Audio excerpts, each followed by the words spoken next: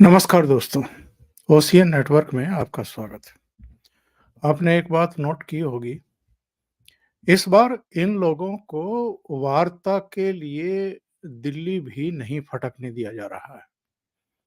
जो 3 केंद्रीय मंत्री हैं, वो चंडीगढ़ जाते हैं, वहाँ टॉक्स होती हैं, बातचीत होती है और उसके बाद वो वापस दिल्ली लौट आते हैं।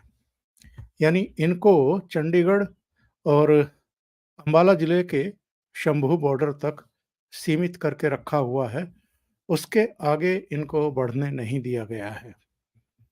इधर ज़रूर ये संयुक्त किसान मोर्चा ने एक बयान जारी किया है और एनडीए का विरोध करने का ऐलान किया है।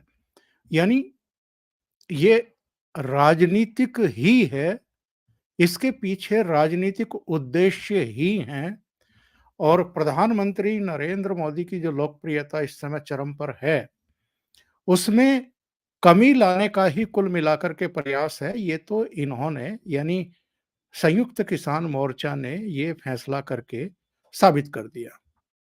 उधर राकेश टिकैत ने भी ये कहा है कि 21 फरवरी को जिला मुख्यालय पर वो धरना देंगे, सांकेतिक धरना देंगे।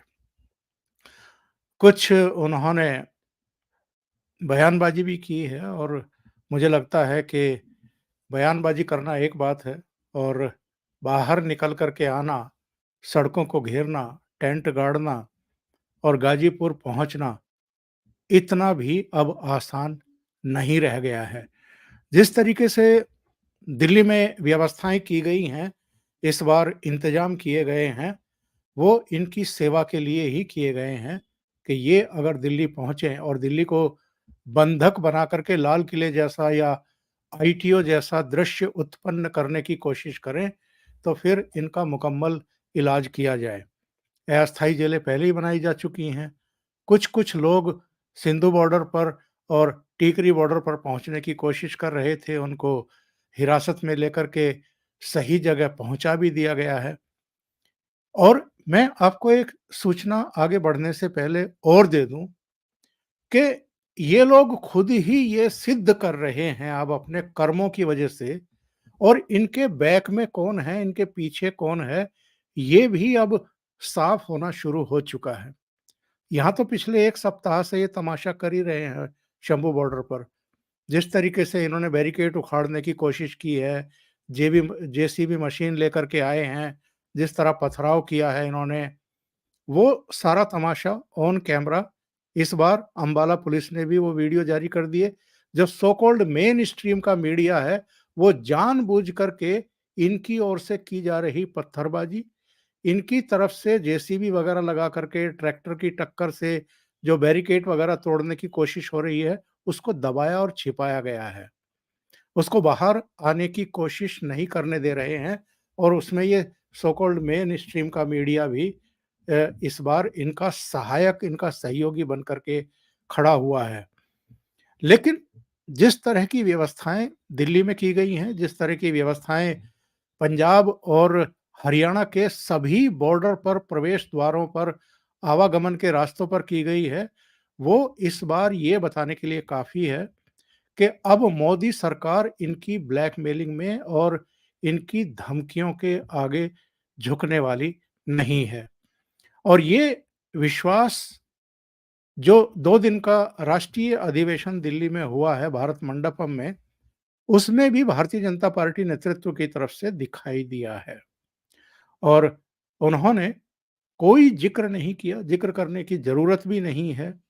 और इस बार तो जिस तरीके से मल्लिकार्जुन खड़गे से लेकर के राहुल गांधी तक आपा खोते हुए दिखाई दे रहे हैं, अरविंद केजरीवाल जिस तरीके से अपनी गिरफ्तारी से बचने के षड्यंत्रों में ही लिप्त हैं और अपनी भड़ास निकाल रहे हैं, बजट सत्र के नाम पर विधानसभा का सत्र बुला करके, उससे भी एक हताशा और निराशा का आलम। और जिस तरीके से ये इंडी अलायंस बना था और वो टूट रहा है, एक-एक करके सब छिटक रहे हैं, इससे भी पता चलता है कि एक्चुअल में विपक्ष ये मान चुका है कि 2024 के इस लोकसभा चुनाव में तो नरेंद्र मोदी की धमाकेदार वापसी हो रही है और यही फ्रस्ट्रेशन जो विदेशों में बैठे हुए इन खालिस्तानियों के आका हैं, उनकी नींद हराम किए दे रहा है। जॉर्ज सोरोस हो, पन्नू हो, दूसरी ताकतें हों, ये सब हैरान परेशान हैं कि इतना लंबा आंदोलन चलाने के बावजूद वैश्विक स्तर पर भारत की और मोदी की बदनामी करने की साजिशें रचने के बावजूद नरेंद्र मोदी की जो लोकप्रियता है वो कम होने का नाम क्यों नहीं ले रही है। और अब तो जो मैं बात कर रहा था कि विदेशों में भी अब वो जो बौखलाहट है, वो जो परेशानी है, वो जो कुंठा है वो दिखाई देने लगी है। सैन फ्रांसिस्को से एक वीडियो आया है, वहाँ पर इन लोगों ने प्रदर्शन शुरू किया है इनके समर्थन में, यानी सैन फ्रांसिस्को में। देखिए। लगे रहे झंडा दुनिया च नजर नहीं आवेगा, हिंदुस्तान के टोटे टोटे हो जाएंगे।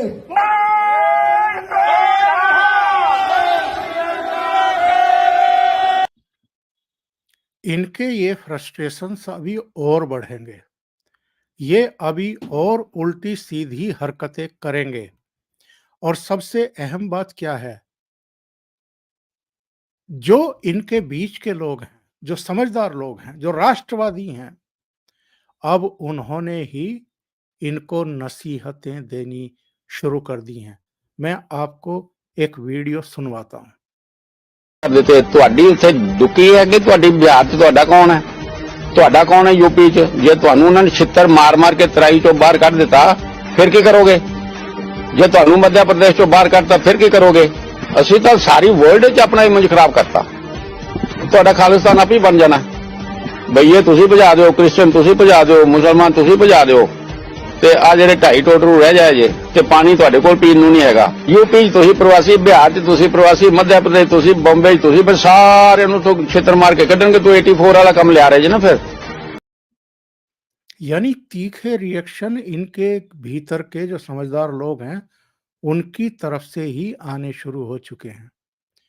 और ये वो लोग हैं जो ऐसे प्रधानमंत्री का विरोध कर रहे हैं जो हर समय इनको सम्मान देने के लिए उपलब्ध हैं, इनके हर अहम काज में, धार्मिक काज में वो दिखाई देते हैं।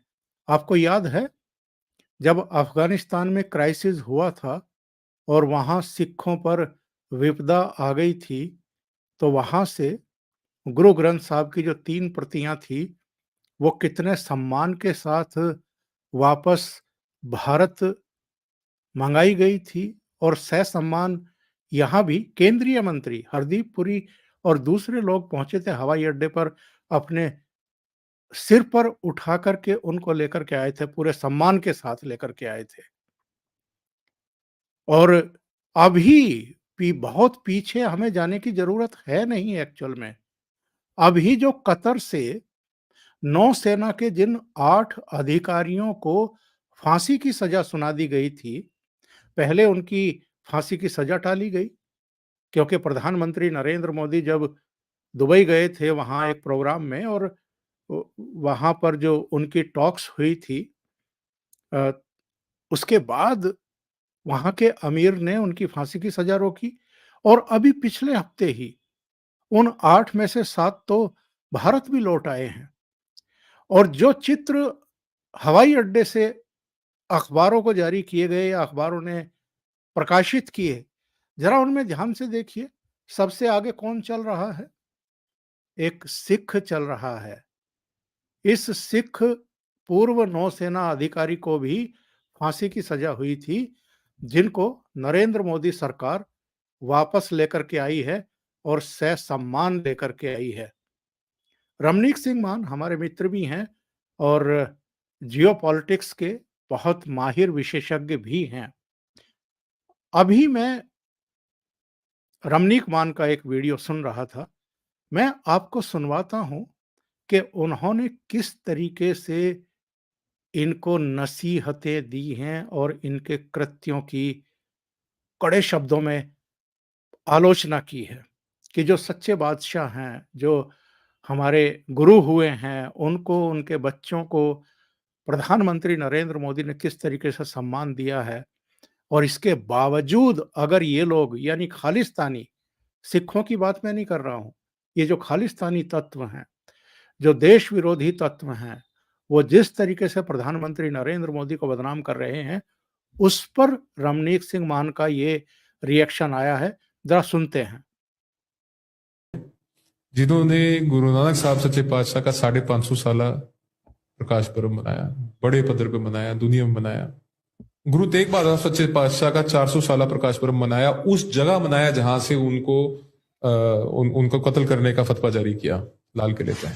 गुरु गोबिंद साहब सच्चे पातशाह का 350 साला मनाया। साहबजादों के नाम से वीर बालक दिवस के रूप में पूरे विश्व के अंदर छोटे साहबजादों की शहादत को मनाया जा रहा है, बताया जा रहा है कि उन्होंने देश धर्म की रक्षा के लिए अपने प्राणों की आहुति दी।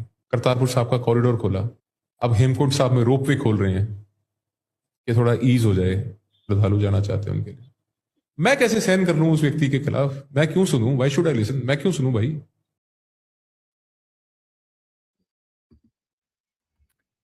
मैं आपको बताऊं, वहां पर जो नौजवान इकट्ठा किए गए हैं, जो उपद्रव कर रहे हैं, जो पत्थरबाजी कर रहे हैं, जो माहौल को खराब करने की कोशिश कर रहे हैं, जो फोर्स को हरियाणा सरकार को और केंद्र सरकार को उकसाने भड़काने की कोशिश कर रहे हैं कि फायरिंग वायरिंग हो जाए, 10 5 20 लोग अगर मारे जाएं तो उसके बाद मोदी सरकार को, प्रधानमंत्री को पूरी दुनिया में बदनाम किया जाए और उसके बाद जो है लोकसभा चुनाव में उनकी संभावनाओं को खत्म किया जाए, पलीता लगाया जाए, अलग-अलग राज्यों में किसानों को भड़का करके सड़क पर उतारा जाए। मतलब लोकसभा चुनाव बिल्कुल एकदम सिर पर है और तब ये षड्यंत्र रचे जा रहे हैं खालिस्तानियों के द्वारा, विदेशों में बैठे हुए इनके आकाओं के द्वारा।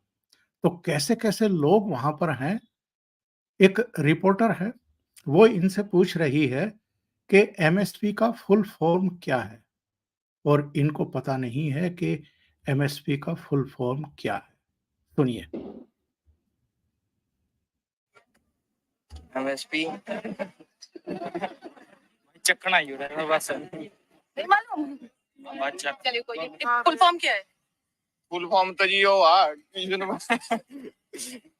आपको पता है क्या है फुल फॉर्म? ना फुल फॉर्म नहीं जी, मानू पता है। जो एमएसपी है, जैसे आग नहीं लगाने देते, ये उसका केस डाल देते हैं। नहीं ये हाल है, जो लोग वहां इकट्ठा किए गए हैं, उनको यही नहीं पता है कि एमएसपी का फुल फॉर्म क्या है और ये एमएसपी की मांग को लेकर के वहां मोर्चा लगा रहे हैं और पुलिस पर पथराव कर रहे हैं। ये आना तो चाहते थे दिल्ली और दिल्ली आकर के बवाल करना चाहते थे।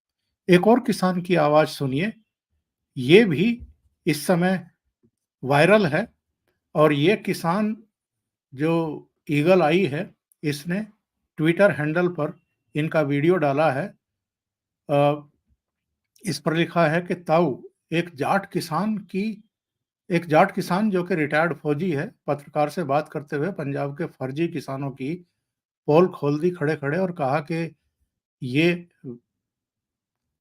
जो किसान के नाम पर इकट्ठा हुए हैं, ये एक्चुअल में किसान है ही नहीं। सुनिए इन्होंने क्या कहा है। है ही नहीं, ये किसान आंदोलन तो है ही नहीं। ये एक प्री प्लान्ड, देश को कमजोर करने के लिए एक हुड़दंगबाजी की हुई है। इसमें सब खालिस्तानी है, कोई किसान नहीं है। आज हिंदुस्तान के अंदर 92% ऐसे किसान हैं जिसको 2 या 1.5 एकड़ जमीन है। मैं भी उन्हीं में हूँ। मुझे अपने बच्चे पालने की जो है ज्यादा चिंता है, ये खाम खा जो वहां बैठने के लिए।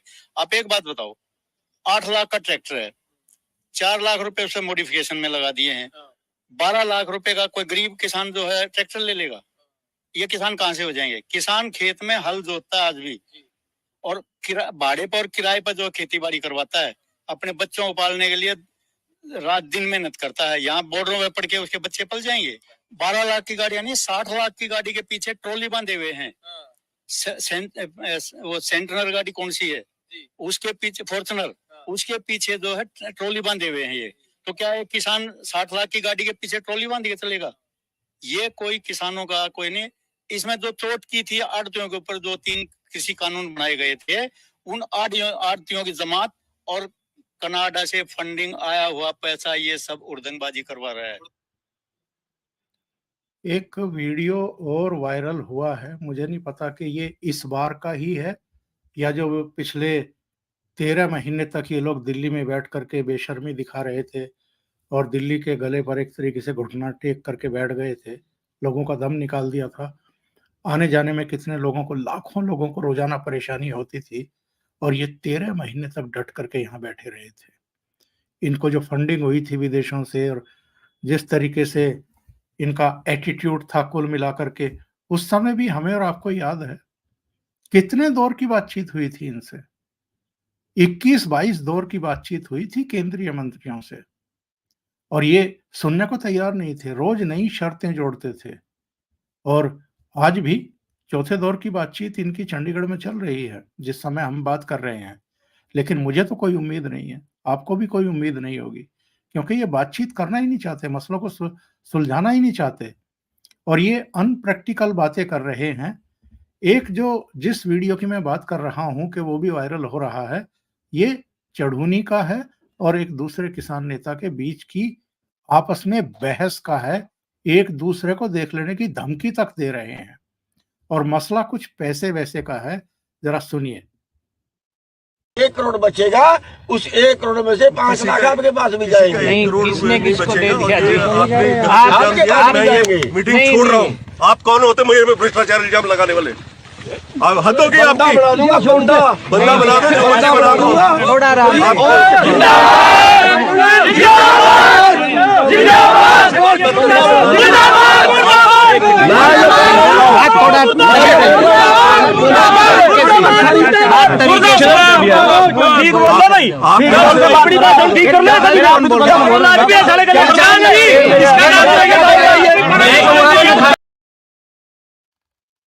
ये आलम है इन लोगों के बीच में और ये तो आपको जानकारी अब तक मिल ही चुकी होगी कि ये इस बार संयुक्त किसान मोर्चा का आंदोलन नहीं है। 1-2 लोग पंजाब के ही हैं जो कुछ अलग-अलग संगठनों के नेता हैं और इस बार इन्होंने रणनीतिक तौर पर संयुक्त किसान मोर्चा के जो दूसरे तमाम संगठन थे, जो वो 13 महीने का आंदोलन चला रहे थे, उनको इस बार आउट कर दिया। इसलिए इस बार ये चढ़ूनी, राकेश टिकैत और तमाम दूसरे लोग आपको इस आंदोलन में दिखाई दे नहीं रहे हैं।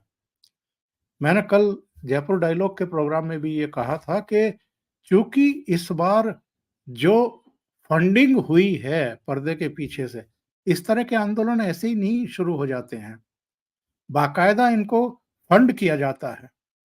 तो मुझे लगता है कि इस बार जो भी फंडिंग हुई है, जॉर्ज सोरोस ने किया हो या पन्नू एंड कंपनी ने किया हो या दूसरे लोगों ने किया हो या यहाँ से पॉलिटिकल पार्टियों ने किया हो, मुझे लगता है कि उसको इस बार पंजाब के कुछ संगठन और कुछ नेता जो हैं, वो बस अपने तक सीमित रख करके और बाकी में वो बंदरबाट जो होती है, वो इस बार नहीं हुई है।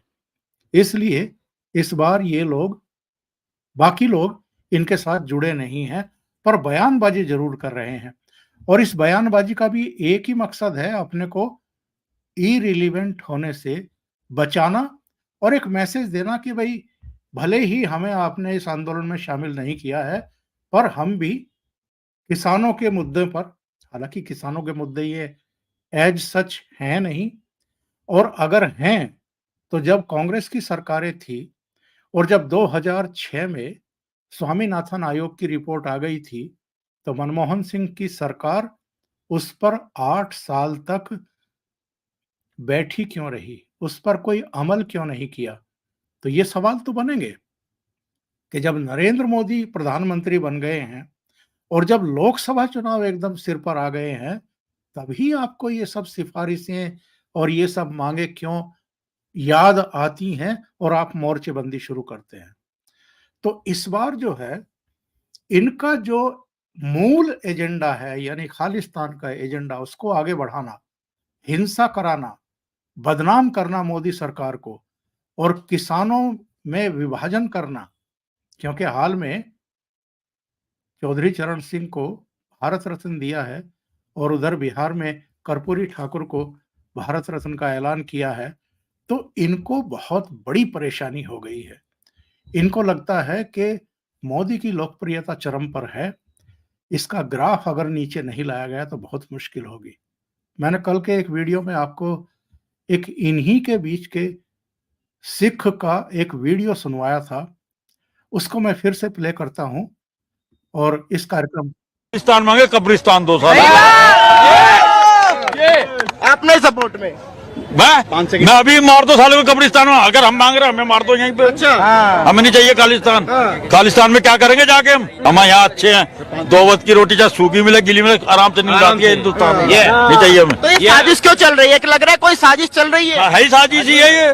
तो जब शुरू में भिंडरा वाला उठ रहा था तो तभी क्यों नहीं को मारा था? जब मैं तो सर से पानी इंदिरा के चला गया तब जाके गोलियां चलवा दी, उसने भी दंड भुगता और आज तक भुगत रहे। देख ले जले पड़े हम। अच्छा देख ले।